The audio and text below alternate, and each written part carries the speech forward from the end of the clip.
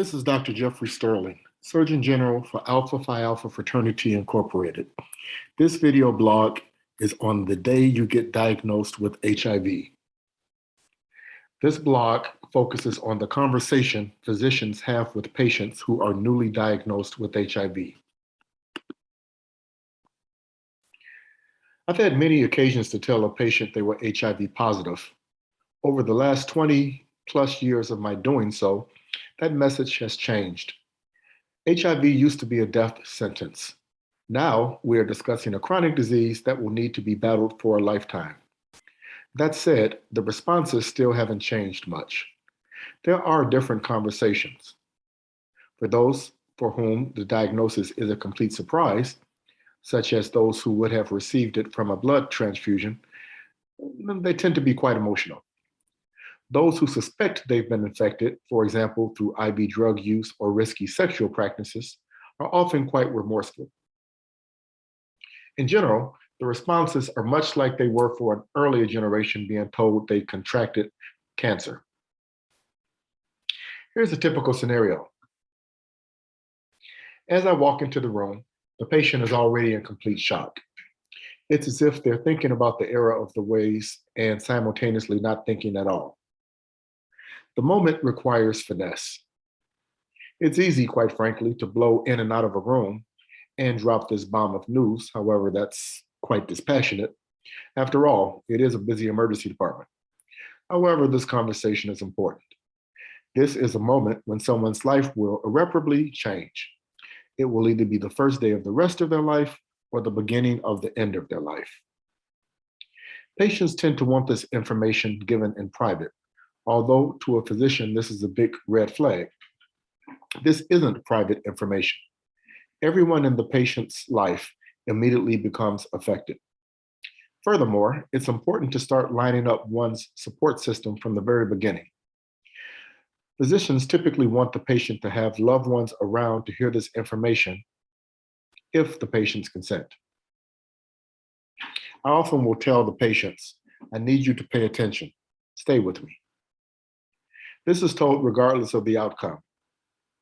The fact that this information is being provided in an emergency room instead of a primary care physician's office is important. It usually means behavior modification begins immediately, regardless of the verdict, as opposed to having to wait several days or weeks for a lab result to come back from their primary physician's office. Let's get this out of the way because that's what he or she wants to know. You're HIV positive. And then it is said, I need you to pay attention and stay with me. It's important to also think about and to discuss with the patient what it means to be HIV positive, what their life and lifestyle will look like moving forward, what it means to have AIDS, to know what symptoms may suggest a progression from HIV to AIDS. It's important to discuss how the rest of one's life is going to look, either with or without treatment. We often discuss what the rest of one's life looks like, what the rest of one's family, friends, and other loved ones look like. We also discuss how to give the patient the best opportunity for success. These conversations can be devastating or empowering. You may find this surprising, but a significant number of patients take this news as a rallying cry. In the same way a smoker is suddenly able to stop smoking cold turkey on the day of a heart attack, newly HIV positive patients find the strength to stop IV drug abuse and other high-risk activities. Furthermore, many states have laws that require you to tell specific people about your HIV status. Here's a bit of a disclaimer.